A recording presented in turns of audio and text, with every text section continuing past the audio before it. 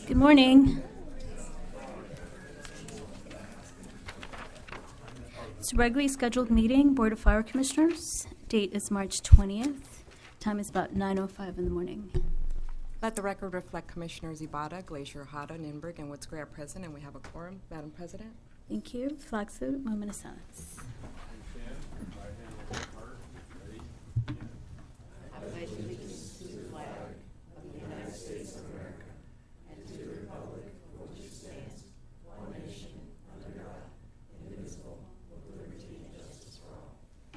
Join me in a moment of silence in honor of past and present members of the Los Angeles Fire Department who devoted their lives to the protection of our community.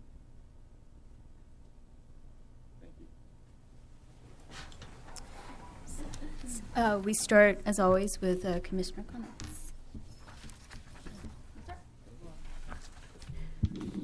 Good morning. This past week, I think there were several events rather. One, I was very impressed with the fire recruitment event at the mayor's house, at the Getty House. It was attended by a great group of young women and some men, and they were there. We'll take them all, but and it was just impressive. I even met some people who are in line to be interviewed already, so that was impressive. So we have future firefighters there. I was excited. That was exciting to me. And then I want to thank Fire Station 86, I believe it was, for hosting dinner on Friday. And to also acknowledge, I understand that my CFLA is going to be honored in City Council today by Council Member Rodriguez. And they're going to declare March Smoke Alarm Awareness Month. It's just something very good. Thank you, My Safe LA. You're always doing great stuff.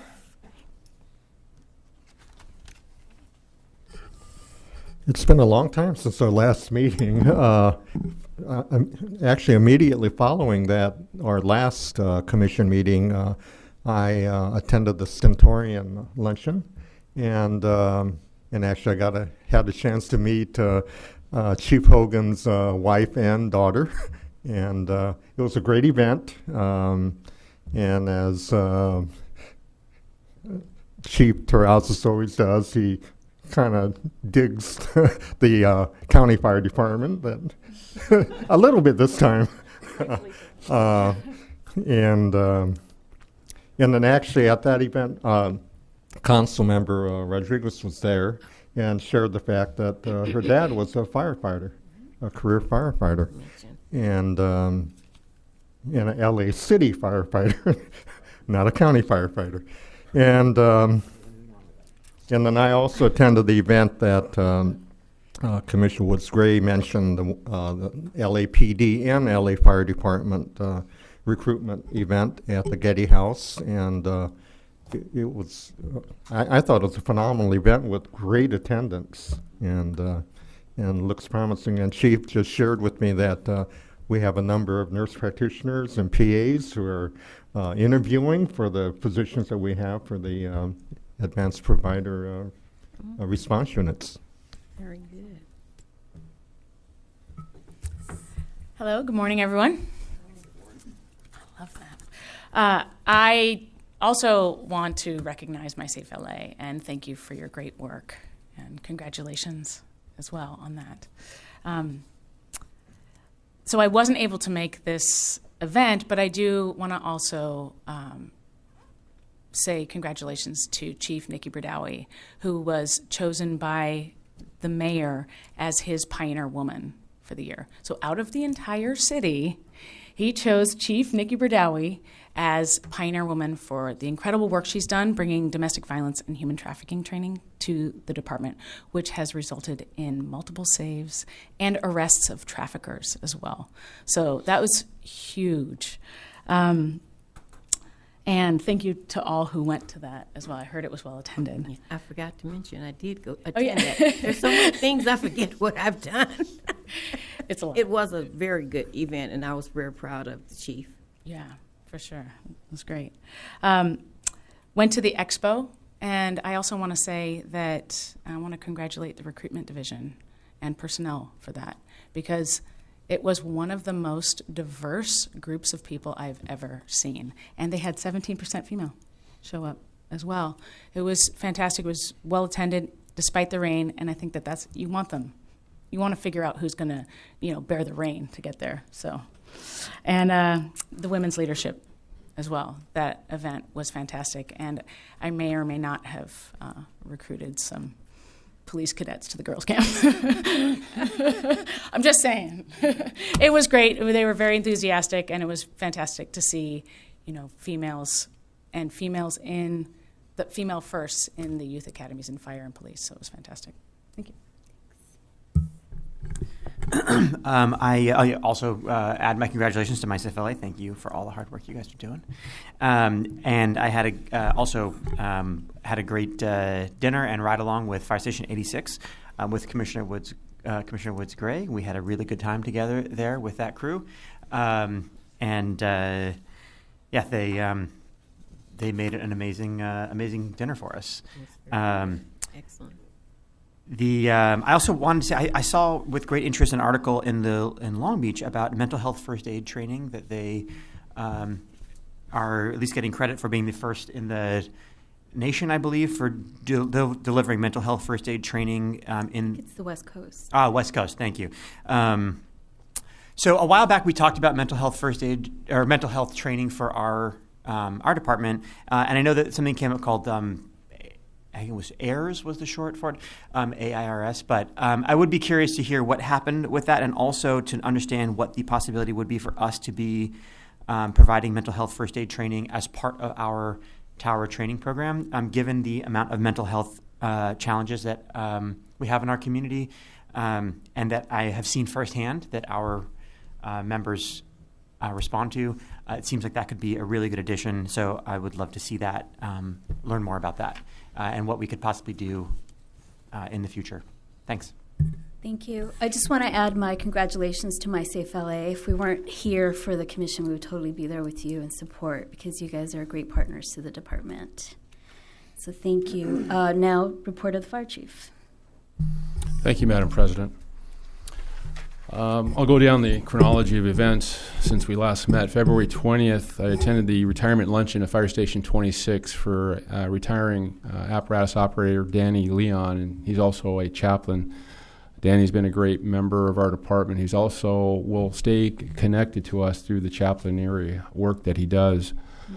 On that same day, we had a family orientation for Class 17-3. They are in, I think, week 2 now in Drill Tower 81. And in that class, there is 9 females as we speak. There continues to be 7 females in Drill Tower 40. On February 21st, I was a speaker at the Sherman Oaks Homeowner Association at Notre Dame High School in Sherman Oaks. The focus of that event was brush fires and brush fire preparedness, and they had a lot of interest in our drone program. And that was an evening event, and while we were talking, a small brush fire broke out in Pacific Palisades. So we were able to highlight the importance of our helicopters and how we send out so many resources on initial dispatch to control that fire.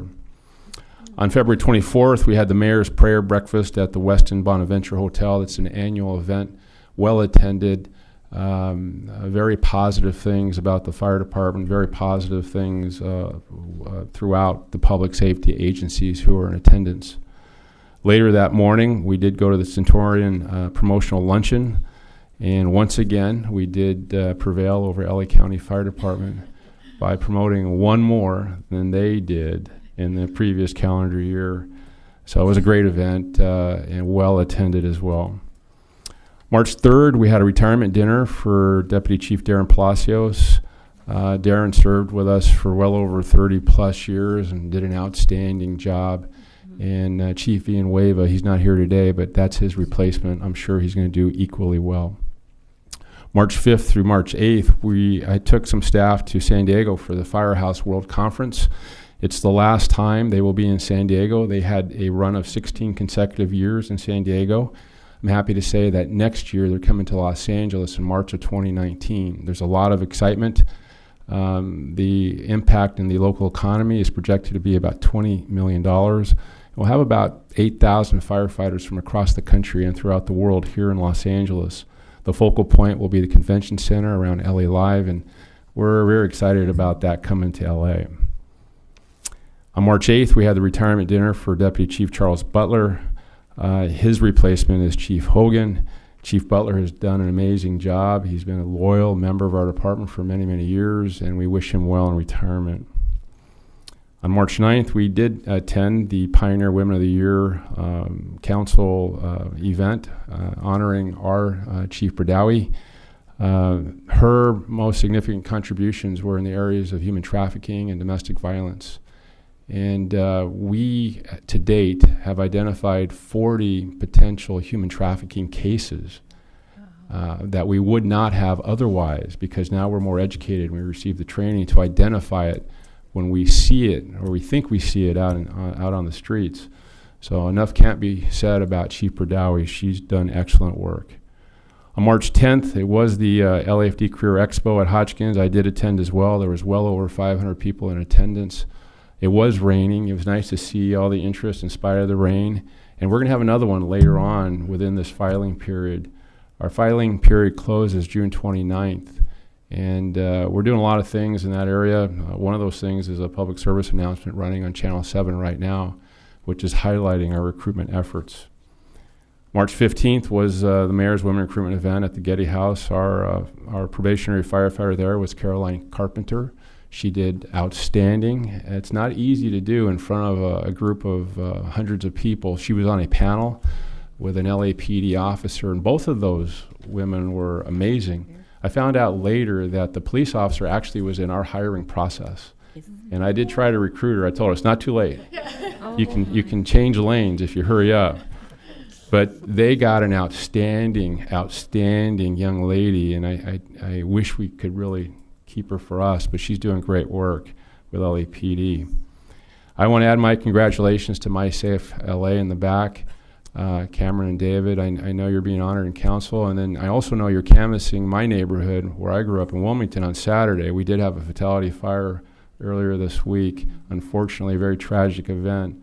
A middle-aged male in the rear house of a single-family dwelling died in that fire. So MySafe LA is partnering with us, and they'll be canvassing the neighborhood, checking on smoke alarms. And lastly, I just want to tell everybody to be careful. We're going to have a heavy rain projected, especially on Thursday. It's going to start tonight.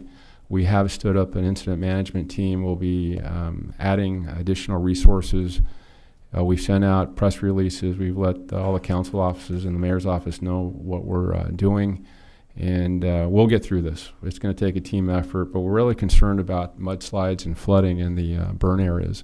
The Thomas fire is going to have much more significant consequences, but we are going to have some areas at risk as well. That concludes my report. Madam President. Yes. I just wanted to take this opportunity to commend the chief and his team on the diversity of the new class that's starting. I did attend the orientation, and actually one of the young ladies that was at the family orientation who was coming into their class, her sister is one of the people who are on the list to be interviewed. So maybe we'll have a team. Wow. That would be exciting. But I really did appreciate the work that you put into working on increasing the diversity of this department. Thank you. Thank you. Moving on to verbal report by the department on significant incidents, activities from February 20th to March 19th. Nope. So then I'll just move on to verbal report by the medical director for the same time period. Good morning, everybody. Dr. Mark Eckstein, EMS Bureau Commander. Significant EMS incidents since our last meeting.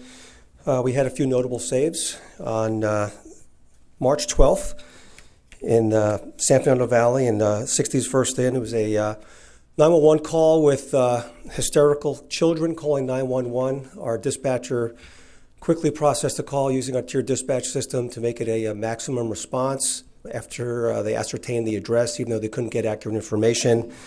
Upon arrival of Engine 16 Rescue 102, they found a 46-year-old woman surrounded by her distraught family in cardiac arrest. Our Firefighter, EMTs, and paramedics were able to defibrillate this woman, achieving return to spontaneous circulation. She was taken to the nearest STEMI receiving center, which was St. Joseph's Hospital. She had an implantable defibrillator placed. She subsequently woke up and was discharged neurologically intact. So a great save of a young woman. Second incident was on March 17th.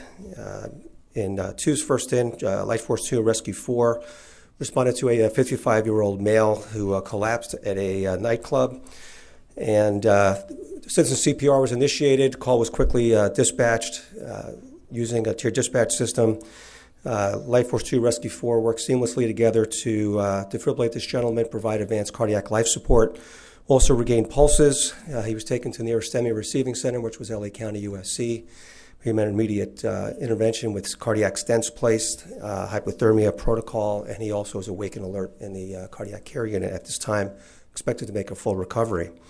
The last incident of mention on March 18th truly demonstrated multiple jurisdictions and multiple agencies all working together to save a life. A 62-year-old male called the Coast Guard for chest pain while 4 miles out off the coast on a sailboat.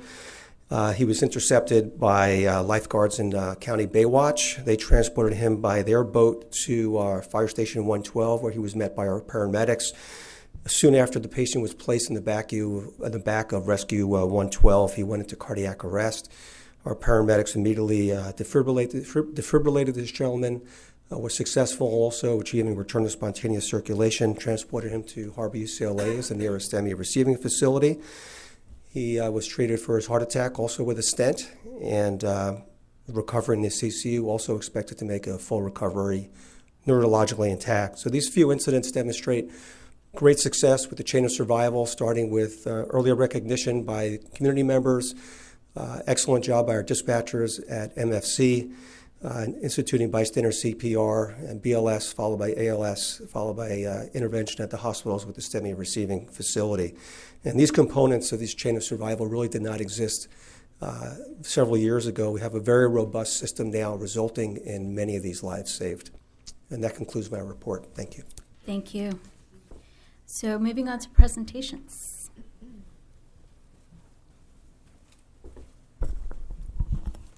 Good morning, Commissioners, Fire Chief Terraza, City Attorney Ms. Iniguez, Eric Scott, Fire Captain, Public Information Officer. Today we're honored to recognize the Los Angeles Fire Department Certified Unified Program Agency, or CUPA, and they are responsible for enforcing state regulations on toxic materials. So as we all know, several years ago, challenges arose with the downturn in the economy. It caused a staffing shortage, and naturally we had to implement members to immediate life-threatening emergencies, and subsequently we fell behind in inspections. But in 2015, Chief Terrazas pledged an overhaul of CUPA, and today we are happy to report that LAFD CUPA has corrected all of its outstanding program deficiencies. And one of the foundations to success for this was the formation of various program committees. They worked through issues, they developed solutions, and many of those committee members became so engaged that they actually started to become experts, and they trained others, and now they represent the LAFD as a leader in that arena, in workshops and in conferences across the state. For instance, last month at a CUPA conference in San Diego, our members received the Environmental Achievement Award from State Secretary Rodriguez, who recognized the dedication, pride, and effort that we all see in these members that are seated before you. They spent 18 months revamping the hazardous materials inventory and business information in the California Environmental Reporting System. And then they took all that data, they put it into a software program, and it allows our Joint Hazardous Assessment Team, or JHAT, as well as our LAFD hazmat squads to get real-time information about the chemical hazards while they're responding emergency to incidents. So that critical information not only protects our first responders, but also allows us to plan and make decisions to further protect the public.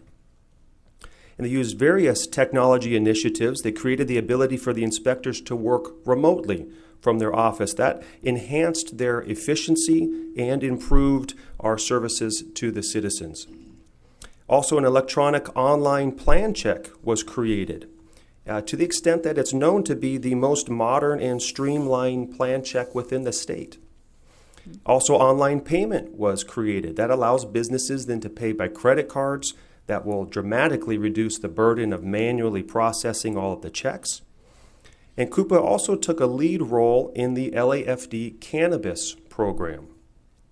And in the Coupa conference in San Francisco, they were on a panel to discuss the LA City cannabis rollout. And this really was a proud moment for the LAFD to showcase the drive and expertise of these members here. And so they embarked on a steady enforcement measures that resulted in a clear reduction of serious environmental offenses and created new penalty revenue. And lastly, these members performed critical work to the passage of state refinery safety legislation. And that was instrumental in authorizing legislation that was eventually passed and signed by Governor Brown. So at this point, we'd like to ask these members to please stand and to line up along this wall as we read the certificate from Chief Terrazas. In recognition and sincere gratitude for your exceptional performance as a member of the Los Angeles Fire Department's Fire Prevention Bureau and for helping the LAFD successfully complete a state audit of your Certified Unified Program agency, this accomplishment, combined with all your other significant achievements, has placed the LAFD in a leadership position throughout the country and has made it possible for the department to better serve the citizens of Los Angeles. The Los Angeles Fire Department commends you for a commitment and extraordinary service to the citizens of Los Angeles. Presented this 20th day of March 2018, Ralph M. Terrazas, Fire Chief.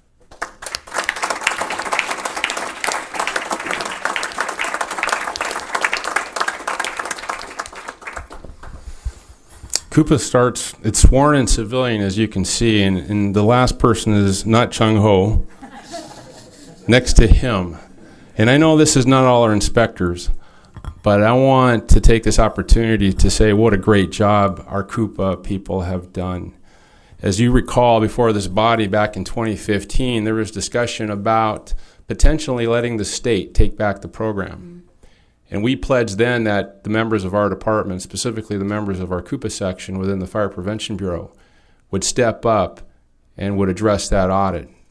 Not only have they gone from worse, they've gone from worst to first. Yeah. And that's significant. Before we were in danger of losing the program, now we're held as a model throughout the state. And that brings me back to my favorite saying. Excellence occurs when an individual recognizes an opportunity and pursues it with a passion. The people behind me were passionate and are passionate about their expertise in the Coupa arena. They're also using that knowledge and passion to get ahead of the cannabis new state law that we're currently asking for more authorities.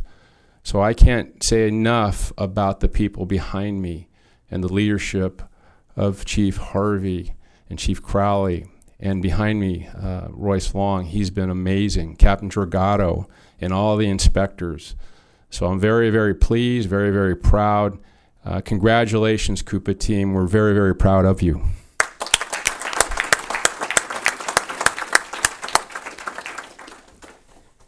Thank you, Chief Terrazas. Royce Long, Coupa Program Manager.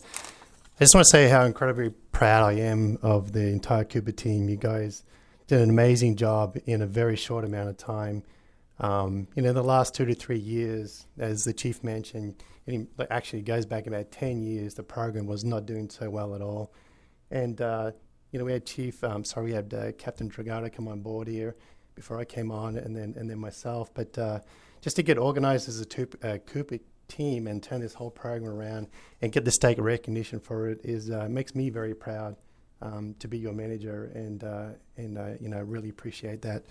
But also too, we could probably have half the bureau up here. There's a lot of people that support us, not only from, the inspectors and past inspectors, captains, and professional staff, but we have people downstairs on the 16th floor, and the IT, the ASB people that do our fees, our revenue and expenses and purchasing shops, there's a whole bunch of people, and it really takes the entire fire department, to bring this Cooper to what it is today. So, and having said that too, I really want to recognize Chief Terrazas, Chief Crowley, Chief Harvey, Chief Mathis, June Gibson, and all these people that really support us over the last couple of years. Without their trust and direction, we wouldn't be here today. So thank you very, very much, and excellent job, Cooper team. You did great.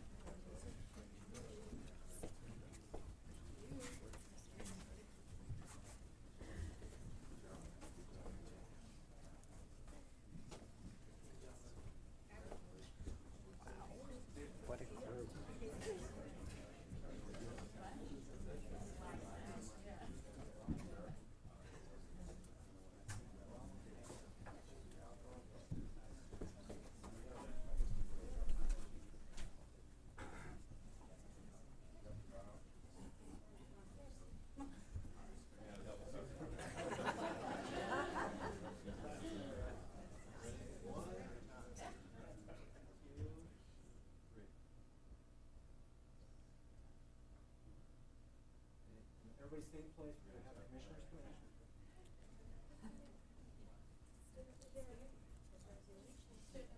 Yes, congratulations. Thank you so much. For all of the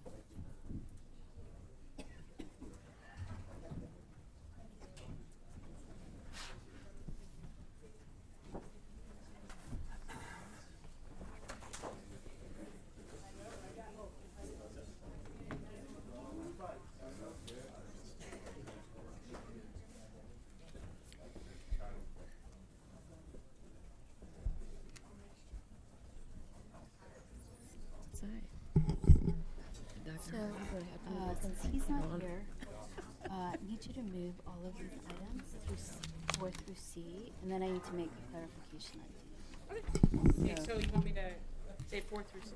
Yeah. Yeah, A and through C. for A through C. Okay, so returning to the regular agenda items, we have Madam- consent agenda. Madam President, I'd like to pull D for discussion. 4D? Comments, rather. 4D? 4D. Okay, we were going to do that anyway. So Yeah, perfect. Oh, good. Yeah. Excellent. I would like to move items A through C to be received and filed. Second. Okay, all in favor? Aye. So then 4D is a report by the department on donation approval of Firehouse Centennial Garden at Fire Station 29. And we were going to pull it anyway because we're going to make a correction Okay. on the value. Oh. And then you can ask your questions as well. Good morning, Madam President, Commissioners, Chief, Good morning. Council, Isela. Deputy Chief Everett, I'm the Chief of Staff. I can answer any questions you have on the donation. The one item we needed to do is make an amendment to the total donation rather than the $62,125 that's indicated in the report. That should be amended to a total of $85,000 roughly. This work hasn't been done yet. These are estimates.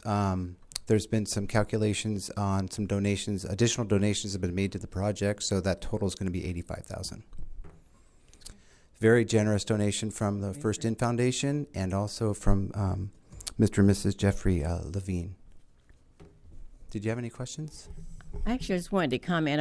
I really appreciate and want to thank the people who are donating, because every time I pass that fire station, it's like you're looking at the sign trying to figure out what fire station is it, but you can't really read the sign. And it's around the corner from the mayor's house. So I'm really happy to see that dirt that I just saw last week again is going to be made to look beautiful. That was all I wanted to say was thank you, because I think our fire station should look, especially on Wilshire Boulevard. We pass it all the time and all we see is this. And so I'm really happy to hear that someone's going to spruce that place up and make us all proud of it. Yes, ma'am. And it's drought tolerant, and it's going to be very nice there at Fire Station 29. And that's going to be much appreciated. Yeah. Yes, and thank you so much to Mr. and Mrs. Levine as well. This is a big deal, so thank you. Great. So I need somebody to move it as amended. I'd like to make a motion to move item 18032, move as amended. Yeah, item 4D. 40. Second? All in favor? Aye. Thank you. So we're missing Commissioner Commissioner Glazier. So, and I know he's really interested in 5A. So why don't we start with 5B, if that's okay.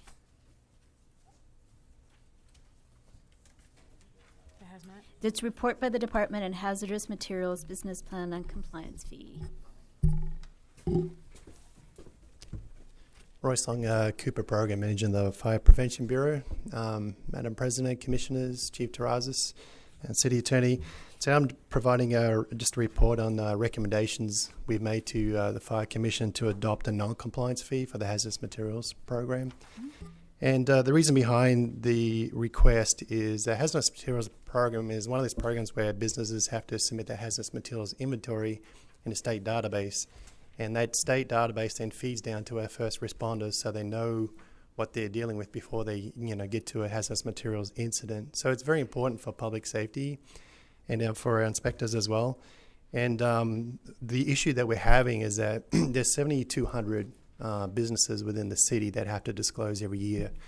And they have this period at the start of the year that between January 1st and March 1st that they have to disclose by. And historically, it's been around about 30 to 40% of businesses don't disclose. And that was one of our deficiency items that we had on our evaluation and also on the previous evaluation. And it's the hardest one to resolve. And most Coopers have this deficiency when they get an evaluation done by the state. So what other Coopers are doing out there is they're putting out similar to what we're proposing today is a fee for not submitting on time, basically. And so that's what I'm proposing today, that we have a non-compliance fee and that we put it in local ordinance. To date, the way we kind of push this throughout the year to try and bring the compliance up where the state's happy, apart from doing inspections, issuing violations, we also issue mass notice of violations to sites that are out of compliance, because at 7,200 each year, we can't get to them all physically. So we send out a mass letter and try and get compliance like that. We have these SIRS workshops, which is that state database, and we train people how to submit in the state system at our facilities here. And we run that every week, twice a day, and for one day of the week. And then we have a list of sites that haven't submitted, haven't turned up to workshops, and we actually call those sites and trying to get them into the program. And if we can't get any compliance like that, then we eventually just bring them in for a hearing. But hearings take a long time to put together, and it's a legal case you're putting it together, and it's an administrative hearing that we run in my office, and there's a penalty attached to it. And, when you've got a couple of thousand sites out of compliance, it's logically impossible to get through all the hearings. You can't do it. So, we're hoping that, this non-compliance fee will help motivate businesses to submit on time. And that's really the end of my report. So we would ask that the Fire Commission approve the recommendations. Just one quick question. Yep. So why do we need to know what their business plan is? It's a hazardous materials disclosure and business emergency plan program. And so the hazmat disclosure is really the important part to the fire department, so we know what the chemicals is. Secondary to that is their business emergency plan, so they know what to do on site as a business if there's going to be an incident of some sort. So it's not really a business plan, it's more like an emergency plan. Yeah, it's phrased business plan, business emergency plan. That's throughout the state. It's kind of used interchangeably.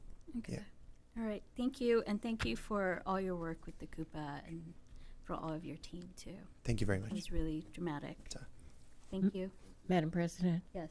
I move that the board approve the recommendations and transmit to the mayor and city council for approval, item 18-024. Second? All in favor? Aye. Thank you. So that's 5B. I think the unwanted alarm is also a Glacier thing. So can we do 5D, which is report by the department on the fees for high-piled combustible storage plants, emergency responder radio coverage system, installation gates, barriers barrier access roads. Good morning, Madam President, morning. Commissioners, Chief Terrazas, City Attorney. Good morning. Hanny Malky, Senior Fire Protection Engineer, Fire Prevention and Public Safety Bureau.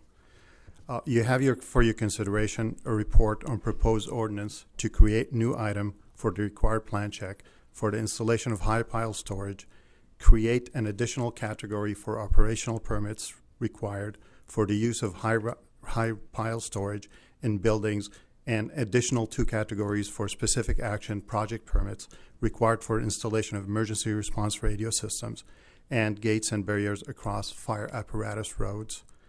Also, new fees associated with the plan check and permits to ensure the fire department recovers the cost of services provided. The plan check and new permit categories are currently in the California Fire Code. We'd like to bring them to the City of Los Angeles as well. So we're respectfully requesting your approval for the recommendation and transmit to City Council and Mayor for their approval. Happy to answer any questions you may have. Thanks. Are these just California Fire Code, like new items that they're giving us? And Actually, they're existing in the Fire Code currently, in the California Fire Code. okay. So I'm just confused why because they're 4 different items. Sure, we haven't adopted them previously, so we'd like to adopt them now. One of them is for plan check, which to review the plans for the high rack storages.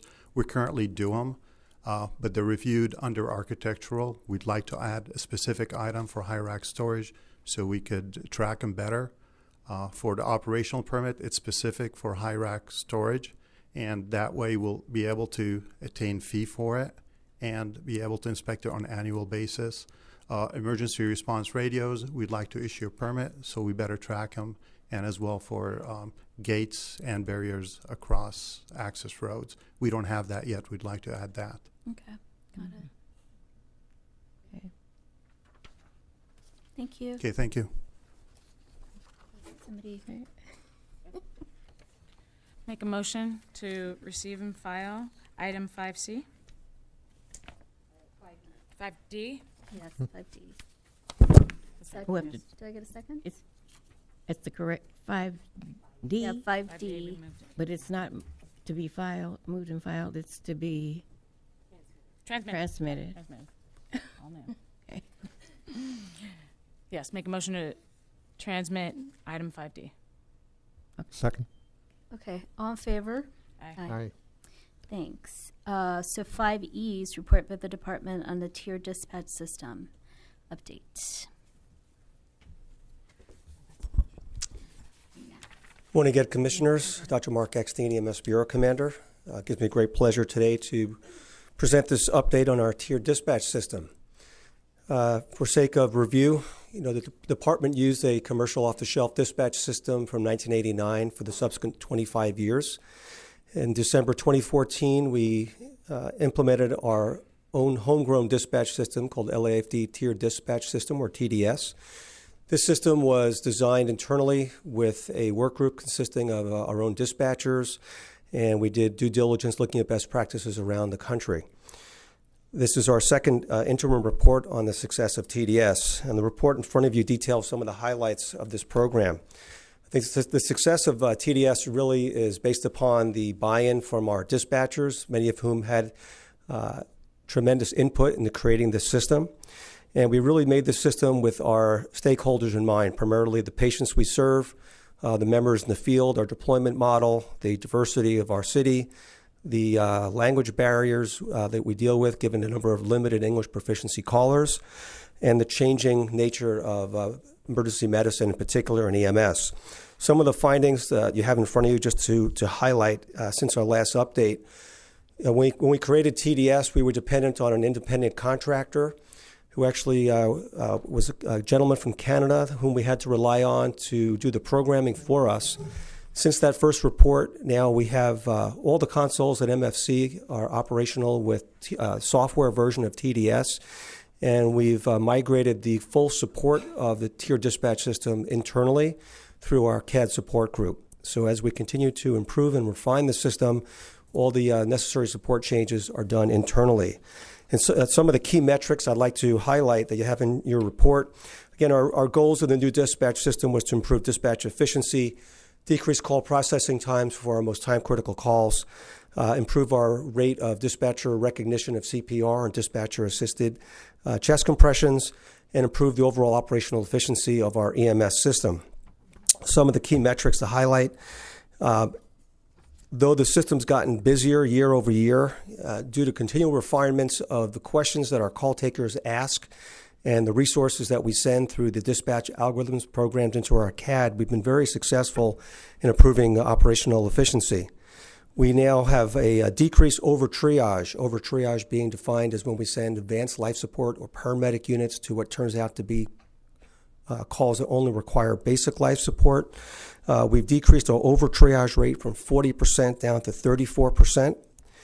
In terms of our critical under triage, where we send EMTs alone to a call that is the most emergent type of call, such as a cardiac or respiratory arrest, we've decreased critical under triage from 0.2% down to 0.1%. In terms of call processing, which we define as the time our call takers receive the 911 call until the alarm goes off at the fire station. For our time-critical calls, which we call immediate dispatches, that call processing time went down by approximately 20% from 85 seconds to 68 seconds, and for cardiac arrest, it hovers around 1 minute. In terms of cardiac arrest, which remains probably the most common benchmark used to compare EMS systems around the world, including the performance of dispatch centers, the rate of cardiac recognition by our dispatchers went up almost 10%. The time to recognize a cardiac arrest and for our call takers to go ahead and provide instructions to bystanders to perform compression-only CPR increased by 30%. Or excuse me, the time decreased by 30%. Call processing time for cardiac arrest decreased by 26%.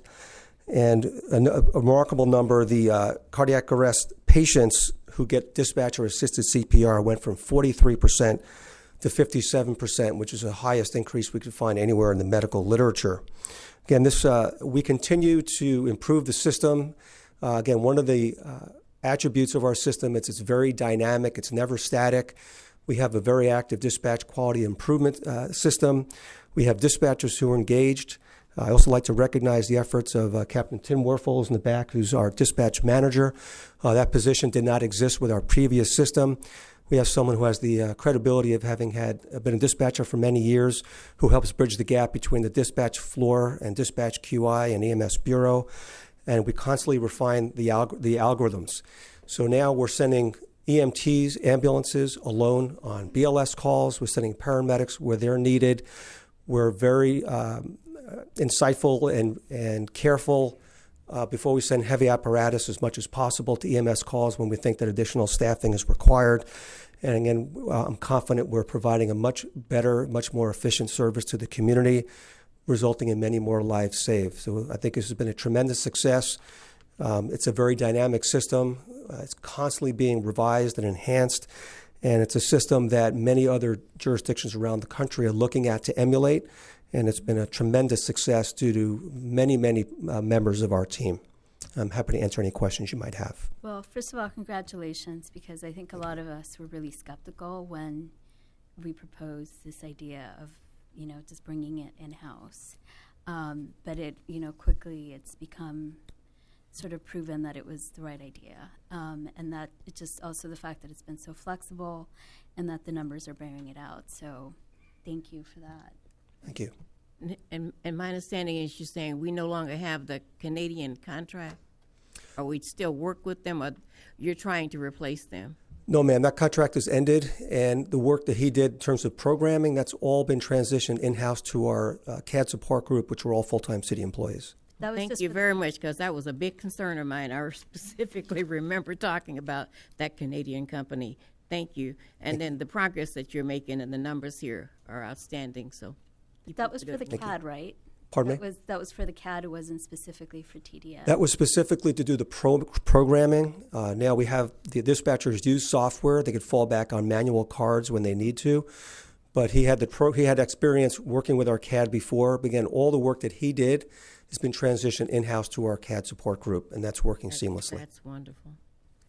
Yeah, and I want to say congratulations as well. These numbers are outstanding. I mean, you know, saving the department over 23,000 deployments in a year, or no, 9 months, is huge. And it shows that we're actually serving our community as efficiently as possible. Well, you know, and I just want to thank you for this and taking the time and the opportunity to implement this program. And now that we're tracking, I love seeing that we're the ones that are actually tracking these metrics, and it's fantastic. And I just want to say thank you, and thank you to the department, and thank you to Captain Warfel over there as well. So that's it. Great. Thank you very much. We have a great team, and the dispatchers have really bought into this because they know they have not only had a hand in creating it, but in helping refine it. And it's scrutinized very carefully with Dispatch QI. Mm-hmm. So the whole system, it's a robust system with root cause analysis for the untoward events. And we've been forced to maximize operational efficiency as the city's gotten busier and busier with EMS requests for service, pushing 650 to 700 transports, wall time, that if we don't optimize efficiency from dispatch, then we're going to have delayed responses and preventable deaths out there. So we've been forced to refine the system, and I think collectively we've done a really good job in keeping up and really setting the standard. Yes, and I will say this is a moment where Chief Terrazas's quote that he likes to use all the time about excellence applies. When you see an opportunity, you pursue it with passion. So that is clearly what happened. All the time. What? It applies all the time. I can't use that quote anymore, but Did I? Oh, no. Did I but show you? this isn't an example just like Koopa, very passionate people. And this was homegrown from our dispatchers. Usually the best ideas come from the troops on the ground. That's right. That's And it was a leap of faith because we did this in December of 14. I think the contract was up something around that time period. And there was an element of risk. You know, I'll be honest with you, there was. And we watched this very closely to make sure we could not fail. We could not make even a minor mistake here. We had to be on top of this. So when it was proposed, we thought about it, and once again, we took a leap of faith that our people wouldn't fail us, and they have not. They've raised the bar. Now other departments, including LA County Fire Department, my favorite local fire department, is copying. You know, is copying what we do, and others are copying as well. And I think that's a tribute to our men and women at Metro and Dr. Eckstein and Captain Warfel and everybody involved with the program. I continue to monitor our response time metrics, and that's call processing, turnout, and travel. And the call processing continues to sustain the time savings that TDS created. Our turnout time, the time it takes to get out of quarters, stays relatively constant, but our travel time, that's the one that I'm concerned about because traffic and rain and other factors beyond our control slow us down, and we have to slow down under those conditions. So overall, a fantastic job, and very proud of the work of our people involved with TDS. Good job, Doc. And Thank these you very kind of much. things bring smiles to Dr. Eckstein's face. I love that. Well, I also want to share my congratulations. I mean, the statistics are really amazing in my mind. And just reminding you, these percentages, you know, in the past, I'm of a generation where we used to look at Seattle, Heart Watch as being like the model. These are phenomenal numbers that we're looking at. And remind you, these percentages, they're human lives. Yep. They're human lives, people. And to that extent, congratulations. Thank you very much. Appreciate everybody's comments and support. Thank you, Chief. I'm also happy that it's not proprietary, that we're like sharing it with other people, because that means if they like improve on it and figure out a better way of doing some of this, that, you know, we can incorporate that as well. So that's great. It's part of our public, you know, safety mission. Well, I tell the fire chief all the time, emulation is the highest form of flattery, and we've gotten quite a bit flattered the last few years from some of our innovations, and I think this is another example of a real success. So thank you very much. Thank you. Thank you. All right, so somebody. Which one was that? Move to receive and file. Oh, second. Okay. On favor? Aye. So report by the department on the it's 5F. Report by the department on the requirements for change of use, place of assemblage, crowd management, and medical plans approval.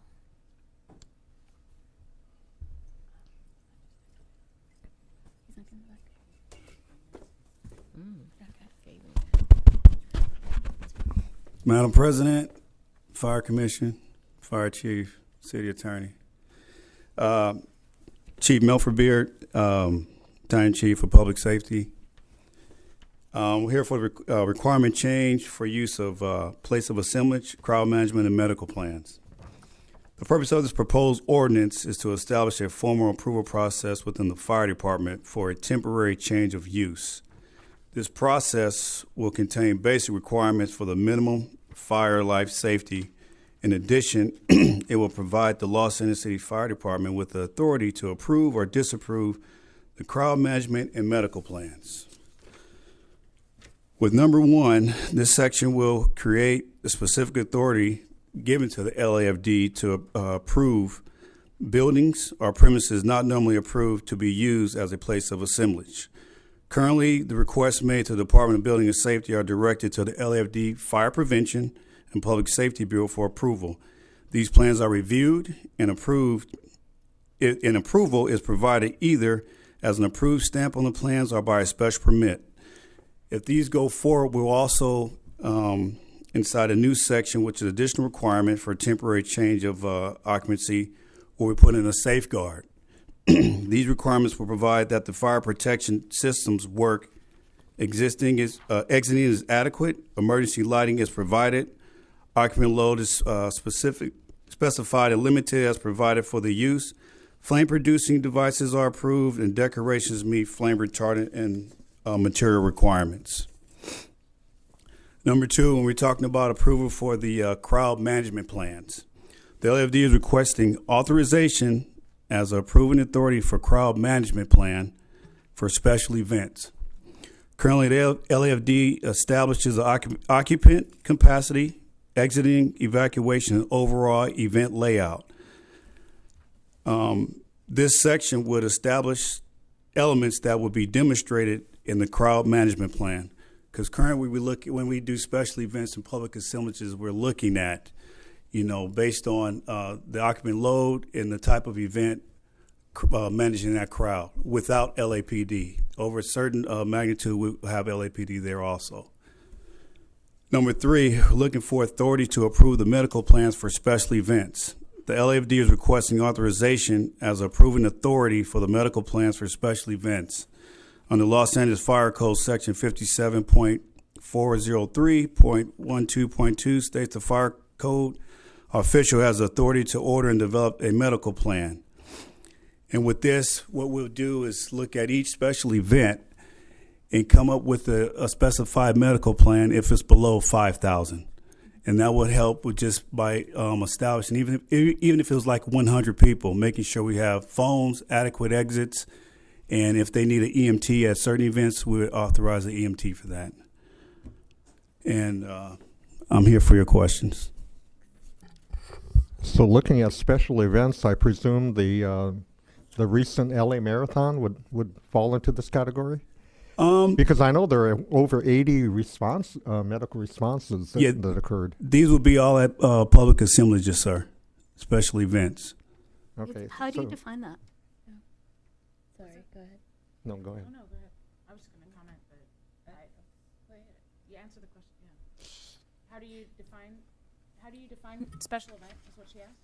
No, actually, I asked how you define public assemblage. a place of gathering, But everything, but for it to come under our jurisdiction, I mean, how big does it need to be? Because everything's a public assemblage, right? Like this is. When do we get involved?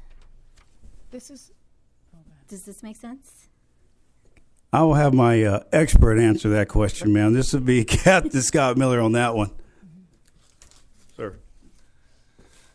So basically what we're talking about is we have public assemblages that are buildings that are built for assemblage purpose.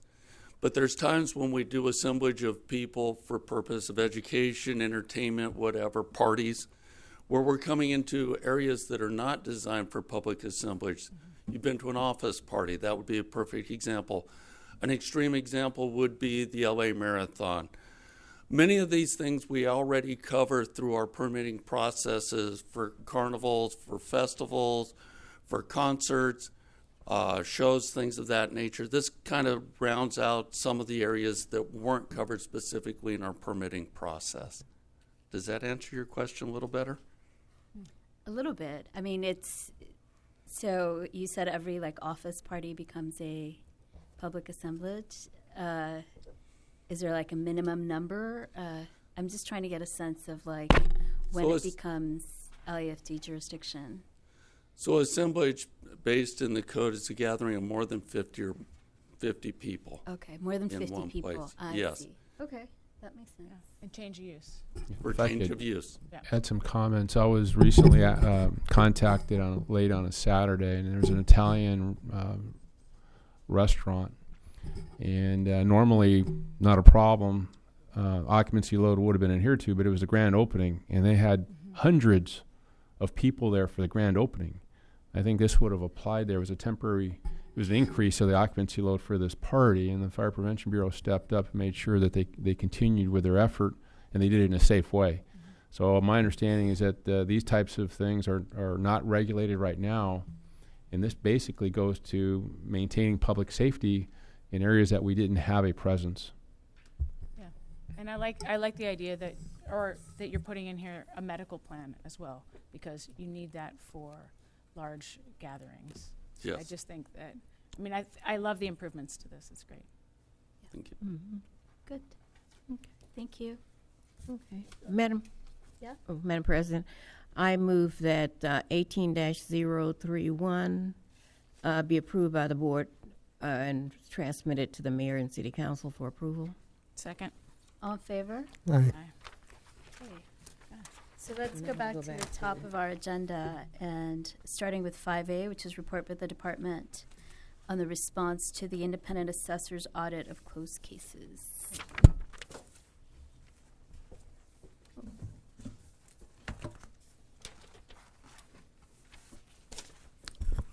Good morning, Madam President, Commissioners, Chief Terrazas, City Attorney. Stephen Gutierrez, Assistant Chief, Professional Standards Division. What you have before you is the department's response to the independent assessor's audit of closed cases, first quarter 2017. Before I begin with that, I'd like to first thank Sue Stengel from the Office of Independent Assessors for her hard work and attention to detail, which really has assisted professional standards in increasing the quality of investigative work that's performed there. And also thank Chief Terrazas and the administration for all the support given to professional standards. There was 2 audits that were conducted by the Office of Independent Assessor back in August and December of 2017. Out of that, approximately, well, not approximately, but 102 cases, including 10 of which were identified as EMS or emergency services medical complaints or investigations. The lion's share of all those investigations were assigned to field investigative work. Throughout both audits, there was a number of recommendations given to the department. There was 8 recommendations that the department concurred with, in line with the recommendations with the Office of Independent Assessor. If you go to page 2 in the report, I'd like to go through each one of those recommendations and the department's concurrence with it and what we have done in place to concur with those. Number 1, first recommendation is conduct a thorough and complete investigation in every case. As the first recommendation, the department has acknowledged through review that complete investigations require a formal and thorough initial complaint review and ongoing management process. In fulfillment of this, in January of 2018, the department developed and implemented a CSI, Chief Special Investigator, investigative tracking form for use within PSD. The form includes a series of safeguards and checks to be considered and monitored by the Chief Special Investigator and is anticipated to generate more thorough and complete investigations by PSD staff. The form includes the identification of the scope of the investigation, timeline delineation, involved parties, evidence collection, and support addenda. What's important or noteworthy in this guideline, if you will, is what it does. It takes the previously adopted benchmarks, were back in January of 2017, and really pushes things much more forward. So, for example, it's designed to really create that collaborative approach and early interaction with the Chief Special Investigator in each and every PSD case. So what it means is very basically, simply, is that was, in the benchmarks, the alignment was taking place about 4 months or 120 days out. Now within 14 days, the Chief Special Investigator is sitting down with the case once assigned and going through, not only looking at the case in its totality, but early on identifying the strategy and identifying the scope of the investigation. The CSI Investigative Tracking Form is a living document intended to be utilized at the timeline the complaint is assigned for investigation and would be referred to and modified by the Chief Special Investigator throughout the life of the investigation. It serves as an overview document for internal review and evaluation upon completion of the investigation. So in investigative work, it's very important that that dialogue takes place early on. So the investigator that's assigned, or investigative team that's assigned, and management, this being the Chief Special Investigator and command staff, are clearly aware of each and every allegation that's identified and or violations that may have been violated, and also being able to develop that path or that segue in terms of where this investigation is going, and also looking at any other avenues that may be impacted by it. In looking at this document, through discussions with the PSD investigators embedded within the department bureaus, a variation of this form will be developed for field usage and located in the CTS, or Complaint Tracking System Help tab, by May of 2018. What I'd like to do is go through each and every one of these, and at the end I can take any questions or follow-up. Number 2, second recommendation, record all interviews. As obtaining and securing audio recorded statement interviews is an essential element of the department's investigative process, the department recognizes that this has been an inconsistent practice in investigations completed by the field. In December of 2017, the department procured and distributed throughout its bureaus 34 new, easy-to-use audio recording devices to resolve this issue. The department also established clear guidelines and instructions as to the usage and implementation, which includes who can refuse to be audio recorded and how to document that refusal. That form is now available on the CTS, Complaint Tracking System Help tab, and we've gotten great feedback from it. Also, the technical issue with the recording devices, one of which that the last procurement was over a decade ago. So that we're looking at to be resolved, to resolve that issue. Number 3, third recommendation. Employees must be told their rights when a subject or witness of an investigation. The department concurs with this assessment, and in May 2017, updated all the admonishment forms and uploaded those on the Complaint Tracking System Help tab for department-wide use. Since the adoption of the Firefighters Procedural Bill of Rights, the use of a structured admonishment form has been an ongoing practice for investigations conducted by PSD staff. In addition to that, in each and every field case, the embedded Professional Standards Division investigators sits down with the assigned investigator and goes through all the addenda to include the admonishment forms, how they're utilized, and more importantly, to upload those to be part of that investigative package. Number 4, fourth recommendation. When training is given as a result of a complaint, the department must document the training by type, selection, showing the nexus between the training and the complaint, why it was appropriate, who was trained, who conducted the training, and when it was performed.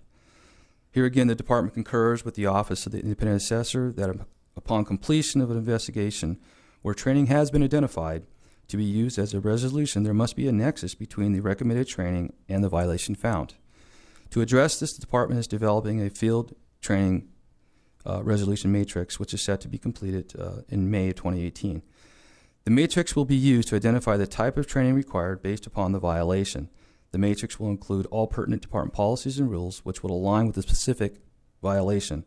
Once the alignment of the training is identified, it would be then assigned, providing a record of the assignee, identified subject, and timeline provided for completion.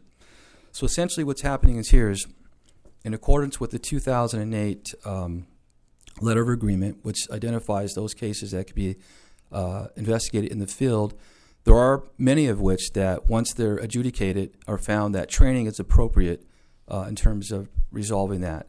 So one thing is it's in order to create consistency throughout the department is to have this matrix. This matrix would essentially identify that violation, whether it be, let's say, driving, for example, would identify the specific rules and or policies, whether that RBR Book 8, Driver's Training Manual, and so on, and align with it. With that, we'd assign that training like we assign all training within the department, which is our learning management system, which is our Target Solutions desktop module, electronic module. So what that does, it easily identifies who's being trained. It maintains a record of that training and the time that training took place. So it becomes part of that member's training record, as well as department-wide. We can easily pull the data and determine where these pockets of training are taking place in line with these specific violations. Fifth recommendation, the department should reduce the number of complaint categories defined by the complaint category and disseminate the information to all members. Here again, the department agrees with the Office of the Independent Assessor that the list of complaint categories within CTS is extensive. Originally, CTS was intended to be used only as a depository for limited information related to a complaint. However, CTS value has steadily increased and has become a management tool that allows for identification of complaint trends department-wide. The elimination of complaint categories would significantly reduce CTS's value and hinder management's ability to identify cost-effectively addressing developing trends. Furthermore, because CTS is outperforming its original intent, historically any requested modifications to its format have been slowly accomplished and have been problematic due to the system configuration and technology challenges. So the complaint tracking system, which is CTS, has been around since 2008. It's on a platform that's old technology, and it's problematic to going in and making necessary changes. PSD staff reaches out to ITA to make most necessary changes to it. However, in looking at it, there's approximately 75 complaint categorizations, including other, along with that identified by 3 other specific areas, whether that be a personnel and or service or both. So it becomes rather a large array of complaint categories. However, I will tell you that each one of those categories are needed. They're specific to the type of violation, and in fact, some cases will be expanded. So not only does it give the department's ability to identify trends and address those trends to solid policy and training, but also gives us a really way of looking at the landscape of the organization internally as it goes to what policies are in place, what policies need to be updated, etc. Department agrees that the complaint categorization should be defined and available for all members to view on the CTS Help tab, which is accessible without having to first file the complaint. In response, the department is developing complaint type definitions and examples and will be eventually place this information on the CTS Help tab, and we're looking to complete that by May of 2018.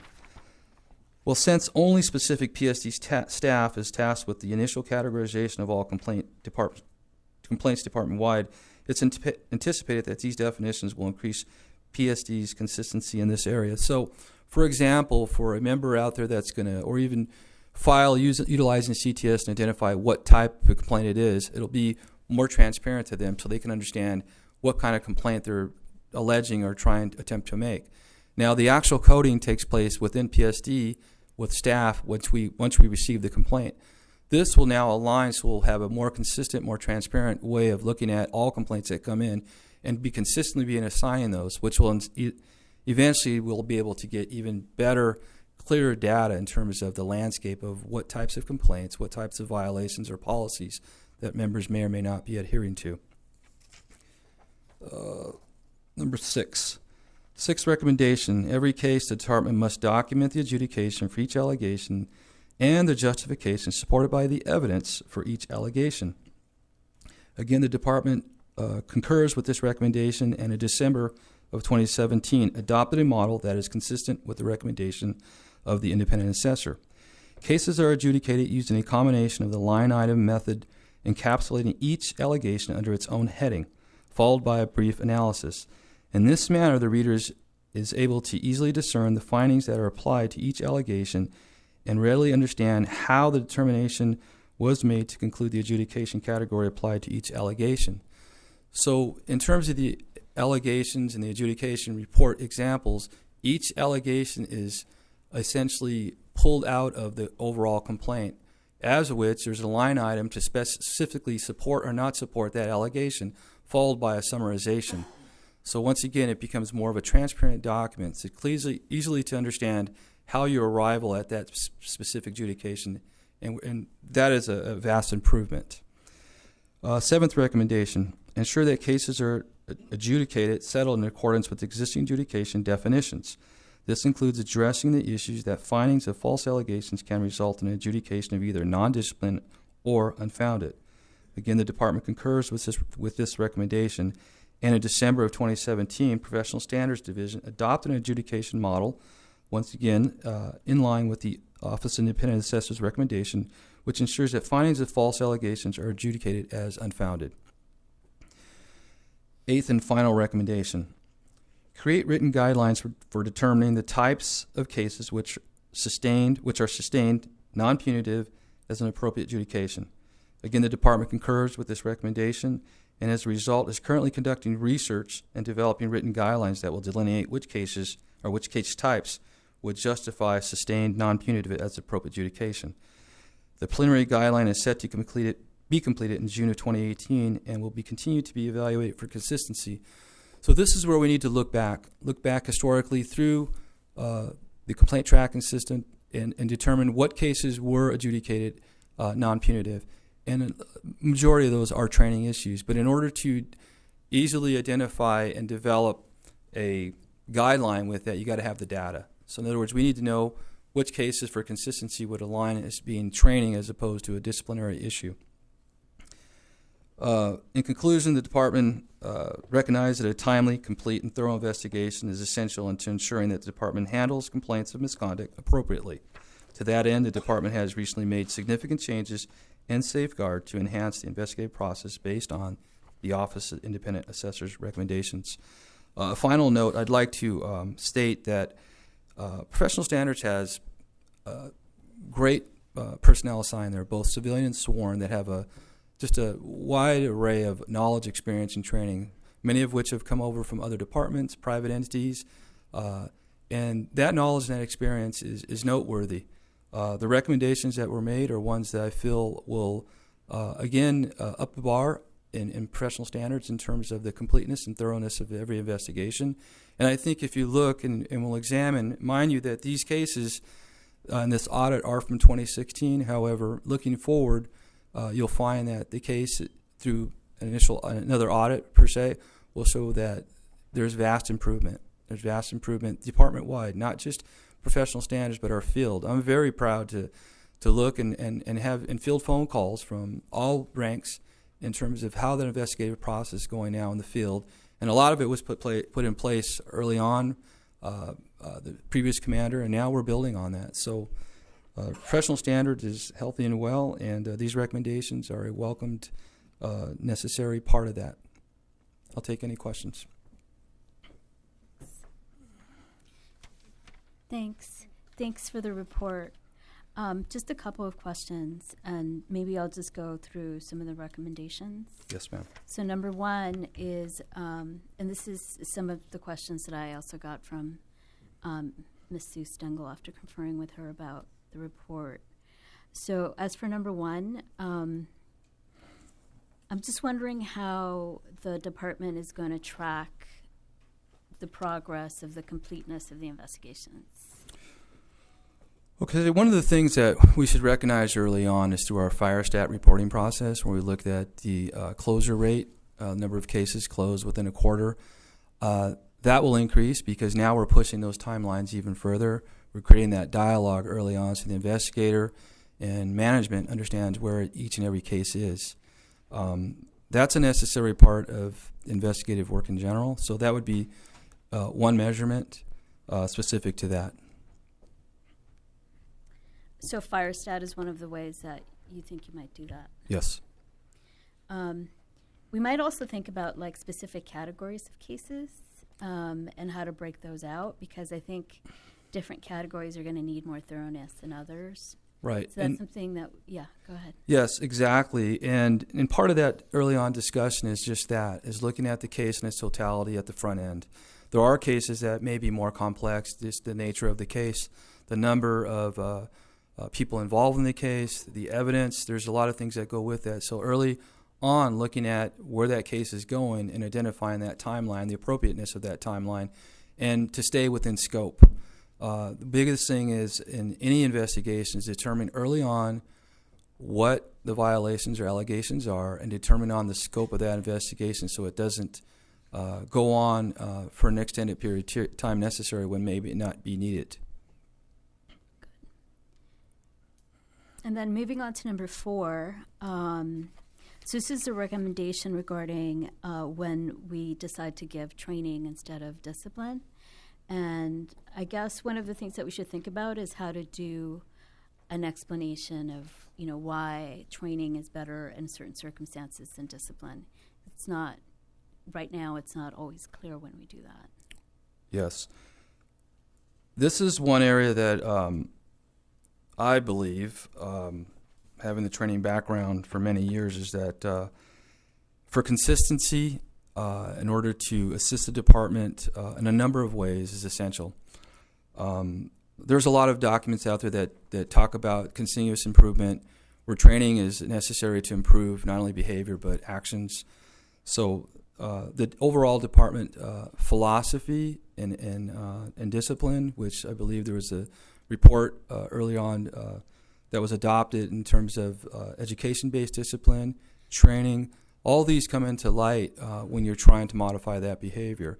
And mind you, this training matrix is used for those investigations that are field cases, which are many of which are low-level cases and the investigations are handled by supervisors, that being the battalion chief and or the assigned officer.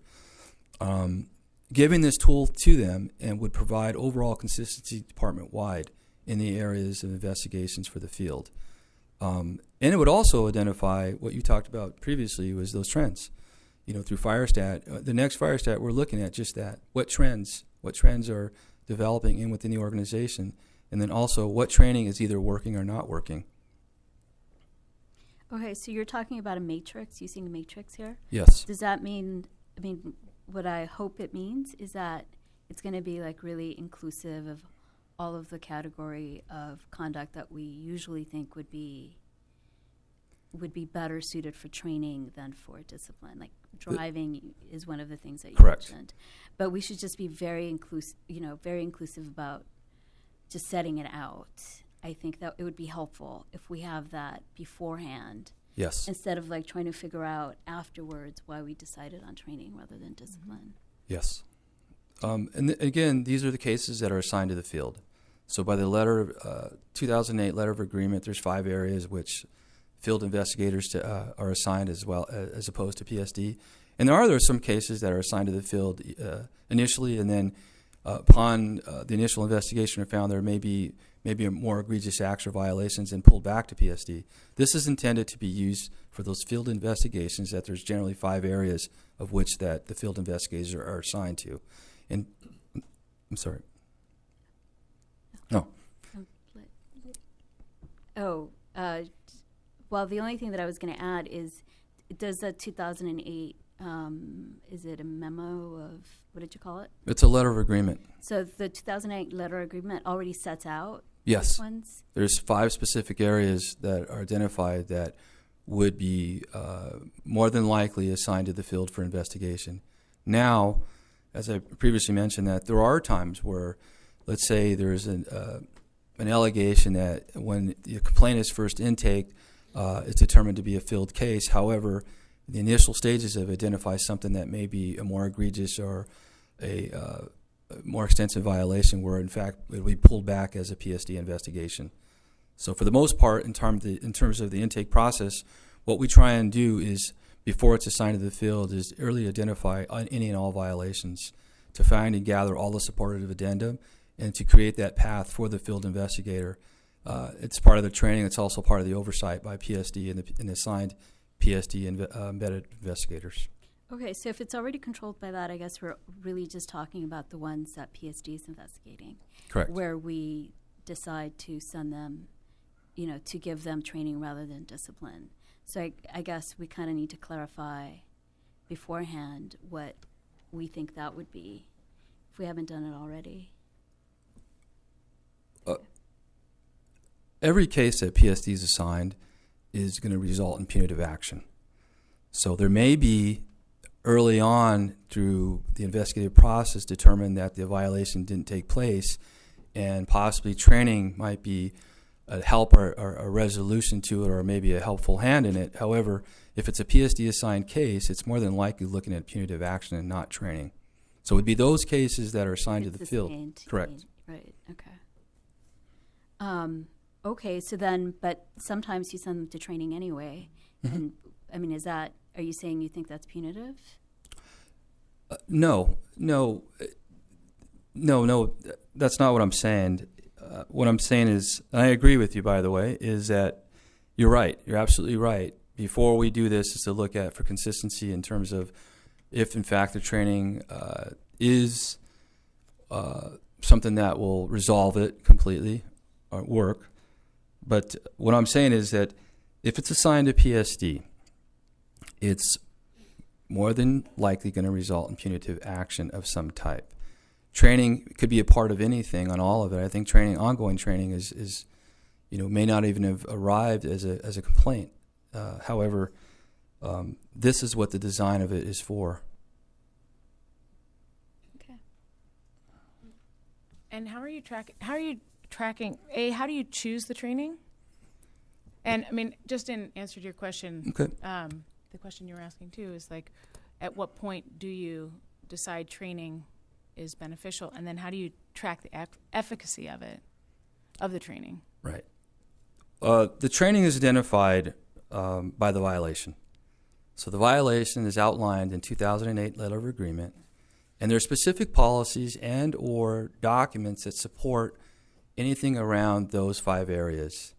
So it's a direct alignment with them. And I can give you some examples. An example would be, let's say it's a parking violation, okay, or just driving in general. There are specifics laid out in our training manuals and such not in terms of adhering to driving. Now, that would align with that specific if, in fact, there was an infraction in and around that. So that would be one that would be identified to be used as the member may need training in that area to prevent this from occurring in the future. So I hope that answers your question. Yes, and then you're just tracking the efficacy of it by, you said, FireStat? No, the 2 different things. One specifically, in terms of the effectiveness in that individual, will be repeated offenses. Right. So the fact that it's put into the system to begin with, there's a record of it. Okay. Once it's assigned in training, there's now 2 records. You have the record of the violation or the infraction by the member. You also have the training record. So if, in fact, that individual did it again, the level of discipline or the progressive discipline model would then kick in. So the effectiveness would be on every individual case and every individual member where training took place, it was used as a resolution. When a case is assigned to PSD, an investigation has gone on before, or the PSD staff is going to investigate? If a case, when a complaint is filed, and during the intake process, PSD is involved in that, and mainly for 2 reasons. One, we want to ensure that we identify the violations within the complaint early on so that we can make sure that it's assigned appropriately. So that's when I went back to the coding in terms of the complaint type. That's all done internally at PSD. So once the complaint comes in, the intake process takes place, the initial complaint and interview takes place by PSD, then we assign it. It's either assigned at that point either to PSD and or to the field based on the allegation or violation. And then they proceed to investigate. Yes, ma'am. So you don't know that it's going to be punitive until the investigation is finished, right? Yes. Okay. I only asked that question because you indicated that it was going to be punitive if it went to PSD. So to me, that was like you're making a decision before. Right. Correction on that. If it's sustained. There's many times where many people are exonerated or it's unfounded. Okay. So then it's not always punitive. Yes, ma'am. Okay, thank you. And sometimes it's training, which is not Right. really punitive, I think. Right. So, okay. So number 5, you talked about we were talking about the complaint categories. So one of the things that wasn't addressed from the independent assessor's report is is training for those people who are actually entering the information into CTS. Is that something that there's a plan for? Yes, there's a drop down. It's like a checkbox that will be able to check that training was provided as part of that resolution within CTS. Oh, well, actually, I think this is about giving the people who are actually in charge of manually entering information more training about how to properly categorize the complaints, because there seems to be, similar allegations might come up categorized differently. Right. So I think that's what the independent assessor's report meant, or. Right. No, department agrees on that, is that for consistency and looking at each and every case and identifying the categorization for consistency on those like cases. However, I will mind you that each and every case is different. So it may essentially take on one type of complaint initially, but in that intake it may even change depending on what information is provided in that complaint early on. So we're mindful of trying to consistently apply the essential categorization early on. We've went through and looking at all 75 of those, which are very specific. And I think what happens is, as many times, is when it falls into both. In other words, it's a complaint of a certain type, but it's also looked as being a service-related complaint and then a personnel-related complaint where it's both. So when we throw off some of those inconsistencies. But we are mindful of that, and ongoing training on that is very important. I concur. Okay. So there is a plan for that, for having like additional training? Yes. Okay. And then number 7, so kind of related issue is having them adjudicated within the existing definitions. Mm-hmm. Just, do we have a plan for making sure that happens, like some accountability for that? Since December of 2017, the adjudication definitions we utilize them. Now there may have been some inconsistencies of the application of them in some cases. However, that's what we utilize in PSD. One of the things is in light of the recommendation for consistency was to do just that in terms of the unfounded adjudication code consistently applied. Okay, so there's, what are we doing about that? Is that training that we're? That's part of the if you go to number 6, Mm-hmm. So the line item followed by the summarization and then the application of the adjudication definition in each and every case. So it goes hand in hand with it. So it's I don't know if that answers your question. Yeah, sort of. Okay. Those are all my questions. Yep. So thank you. Thank you. Thank you. Okay, move to adopt the recommendations. This is Second. item, 5. A. 5A, thank you. Second. And then, so our remaining report is. We have to vote. Oh, yeah, that's right. All in favor? Aye. Aye. So our remaining report is 5C, which is report on the unwanted alarm enforcement program.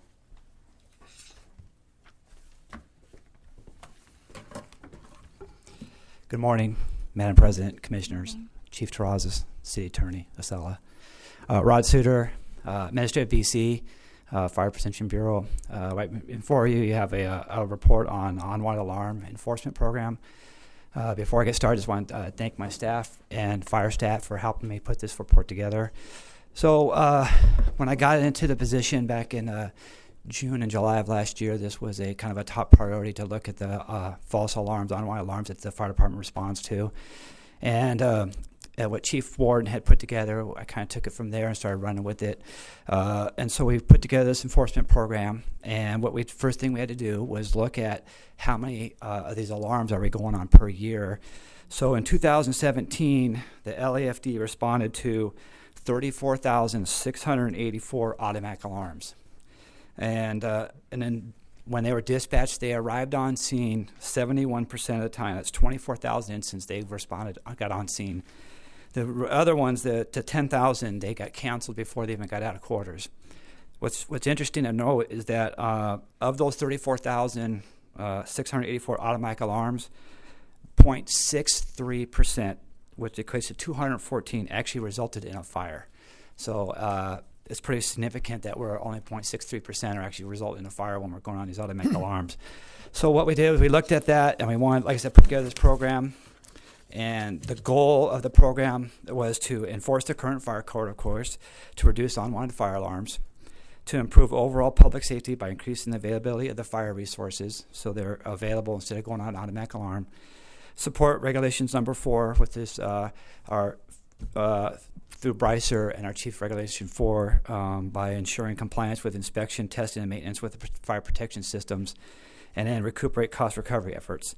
So I and my team put together a specific program of this. We looked at 4 different programs so we can see how we can reduce these calls. The first thing we ended up doing was we did a trial program, a Firewatch trial program. And it was a 3-month trial program in Battalion 1, Battalion 17, and Battalion 18. And it was initiated November 1st of 2017, and it ended January 31st of 2018. And what we did is we looked at those 3 battalions. We chose 2 stations per battalion with working with EOPS on that. And what we wanted them to do is when they went out on automatic alarms and they were unable to get a reset on the system, we asked them to fill out a Firewatch notice and put the building on Firewatch.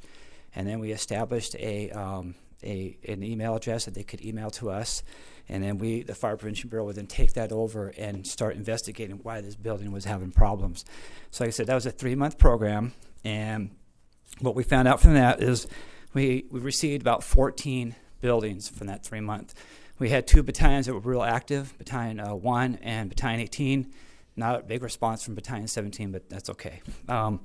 So out of those 14 buildings that we identified as having a problem, 6 buildings were sent to a Reg 4 hearing officer, and then all 6 of those buildings have been repaired and are functioning correctly at this time. 4 buildings have been repaired by completing, we asked them to do a new Reg 4 test, so we instructed those building owners to do a Reg 4 test. They went out in a tester and they tested it, and those buildings are in compliance also.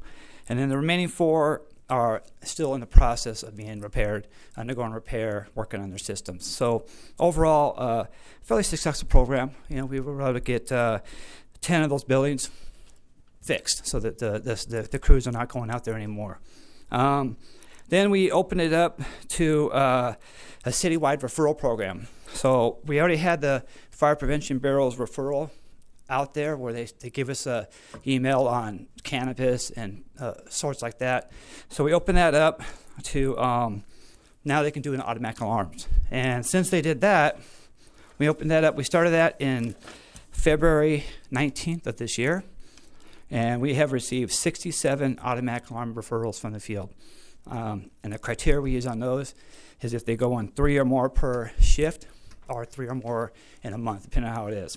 And so we get those, and we look at them, and we evaluate them, and then we assign them to people within the Bureau to try and, again, reduce those automatic alarms. Out of those 67, 20 are fire station occupancies, which means it's the fire station's responsible to inspect those. We take those, and my legal section is doing an investigation on that. And then the 47, the remaining, are Fire Prevention Bureau occupancies, where I send them out to the different sections in the Fire Prevention Bureau to see why we're having these automatic alarms. And then, so we're doing that. Then we also, we looked at pulling data off the CAD and INFRS, and then we're now running monthly audits on automatic alarms, water flows, and bells ringing. And since we started that in January, give me a second here. January, the LAFD was dispatched to 3,112 automatic alarms. And the way you break down those automatic alarms is there's automatic alarms, bells ringing, smoke detectors, and a water flow. And an automatic alarm is basically either a central panel or it goes to a central station, triggers an alarm, and then they notify the fire department. So in January, we did 3,112 automatic alarms. 86% of that was the automatic alarms, so 2,874. Bells ringing was 6%. Smoke detectors was 4.3%. And water flow alarms were 3.3. So we took that data, 2,874 dispatches, what we felt qualified as an excessive or nuisance alarm, 3 or more per shift, so that's what we figured, those automatic alarms. And then we used that criteria again, so we did 3 or more in a 30-day period or in a shift, and we were able to identify 195 occupancies that qualify as a nuisance. Top 10 of these produce 101 incidents a month, so those are significant. And as an example, LA Unified School District, they have 31 properties causing excessive alarms. Schools and churches and institutions, we're working closely with them to try to reduce these alarms. Skid Row Housing, 7 properties were causing these excessive alarms, so we're working with our inspectors on getting those also reduced. And then in February, we did the audit again, and we went on 2,820 automatic alarms, which was a 9.3% decrease because it's a shorter month. And then out of that data, we identified 173 occupancies as having those nuisances again, 3 per month. And then we took those 170 occupancies and divided them into 4 actionable categories. Criminal filing, which is 14 of them. City attorney hearings, which are 37. Fire inspector follow-up, which is within the Bureau, 73 of those. And data reviews, just looking at the whole system overall, with 23 of those. And then of those 173 in February, 51 are now in compliance.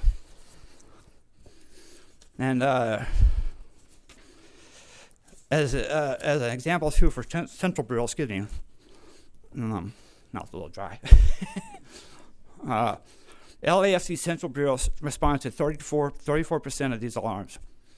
Battalion 1 companies experienced a 52% more automatic alarm dispatch than the second busiest battalion.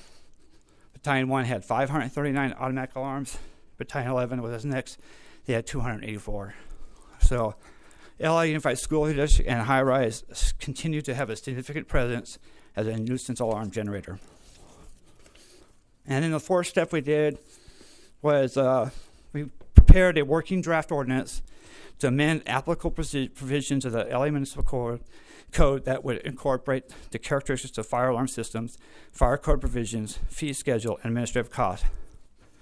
And that we did that draft, and it's currently in the CAO's office. And then it's going to be transmitted to the city attorney to initiate discussion toward development of a comprehensive unwanted fire alarm ordinance. Thank you. Thank you, man.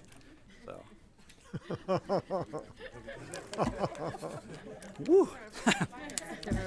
So, sorry about that. Sorry, So, it's a long meeting. It's my fault. So we did that draft, and we put it in the CAO's office, and that is where we would take a look at all the automatic alarms and and get involved with a third party like Cry Wolf to look at automatic alarms and to try to reduce the automatic alarms overall. So that's what we've done with it, 4 steps. and I'm open to questions. Thank you. Thanks for the I, report. Madam President, I have a question. The LAUSD alarms, is that after hours or during regular day? Mostly after hours when there's no staff there. Okay. It's been an ongoing problem with the LA Unified School District. We've been working closely with their staff, with schools and churches and institutions to come up with a plan to get their systems in compliance. And it's, like I said, it's working every day with them, communication. Are these those boxes that they have outside that kids break? The pull I mean, stations, yeah. Maybe they need to replace those. Well, there's a lot of issues there. Their systems are out of compliance with the Reg 4, so we need them to, we're working with them to get them back into compliance, and that's been an ongoing issue. But they do generate a lot of automatic alarms. I can imagine. Any other questions? First of all, thanks for all the work on this. I think it's, I think everyone knows this has been a work in progress for some time now, and I'm glad to see we're making some good progress on it. Sure. So, firstly, on the data, I mean, everyone knows I love data.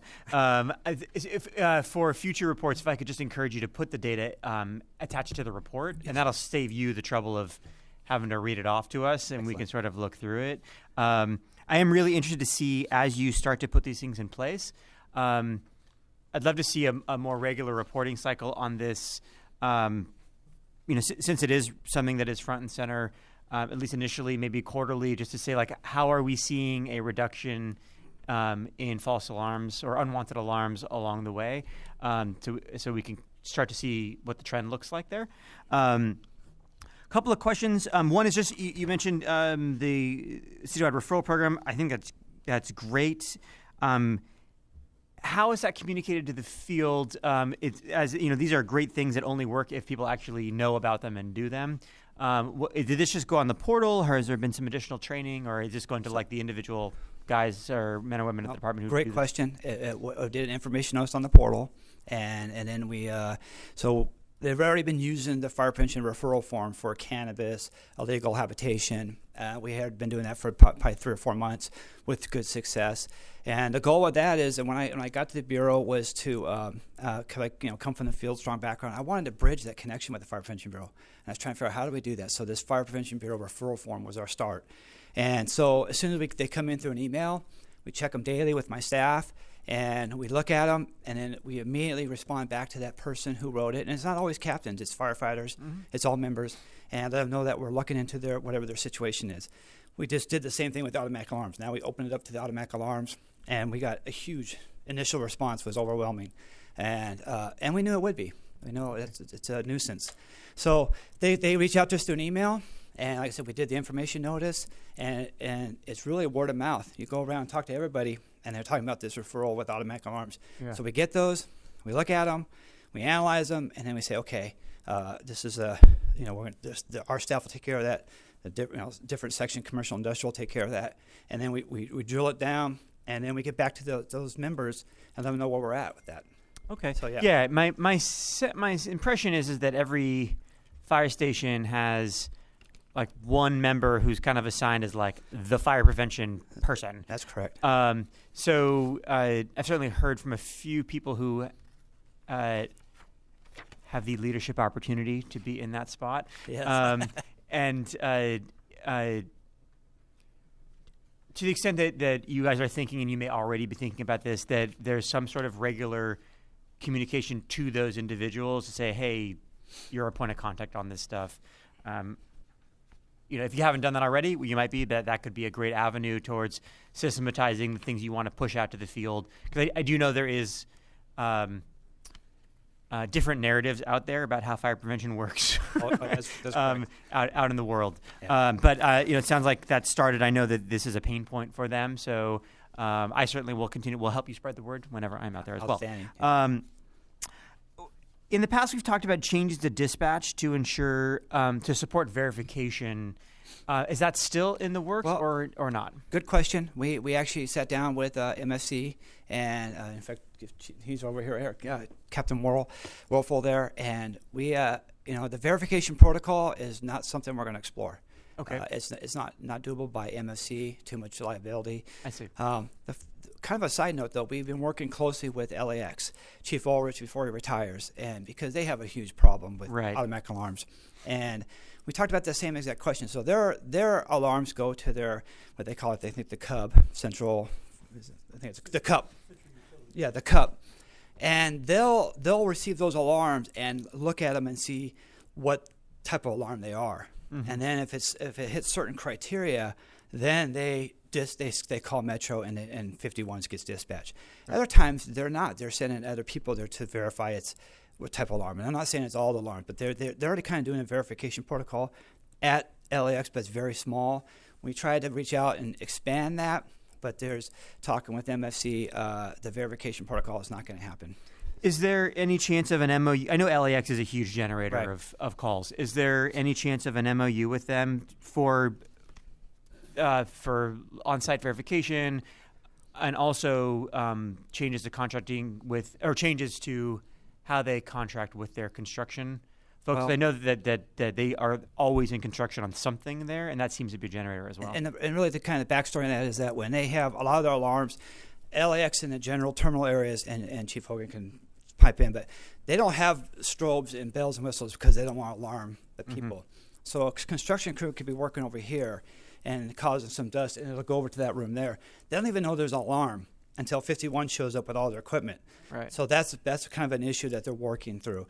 Talking to Chief Ulrich, he had mentioned that he was going to reach out to I believe there's 21 other airports across the country and see how they handle their automatic alarms. And so, like I said, we started this program just a month ago, started that dialogue with Chief Ulrich, but he's going to be retiring. Yeah. We're going to continue it with whoever takes his spot and see how we can really do a test with LAX because it's such a localized area. Yeah. To see how we can reduce their calls. Yeah. But it's open dialogue. We're talking with them all the time and seeing how we do that. Yeah. No, I know it's been a really long running problem. It seems like there should.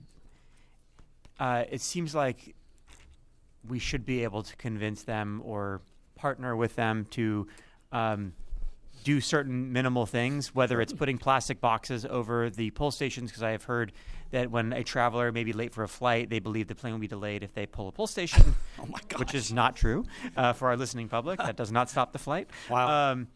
Or just at the construction dust, whether it's floating over. But even if it's floating over, honestly, there's standard containment policies that should be in place with plastic that should be doing that. So, if that's something we should be sending a letter to the airport commission about. Right. But just something to kind of, and I know we've partnered with them in the past, and they've been a great partner to us and us to them. But even also just trying to establish, look, this is the cost to us when we respond to false alarms. Right. And particularly from a resource challenged area, because of the volume of calls there, it impacts emergency medical service there as well. So I would encourage you to think about what more we could do to try to increase the urgency of the issue. And like I said, we're working with we initiated a conversation with them like a month and a half ago, just with the chief, and we're working towards kind of come up with a trial program for the FLAX specifically. Okay. Yeah, perhaps a general manager conversation might be in order, right. But okay. Yes, sir. I know one of the other issues on unwanted alarms is rain.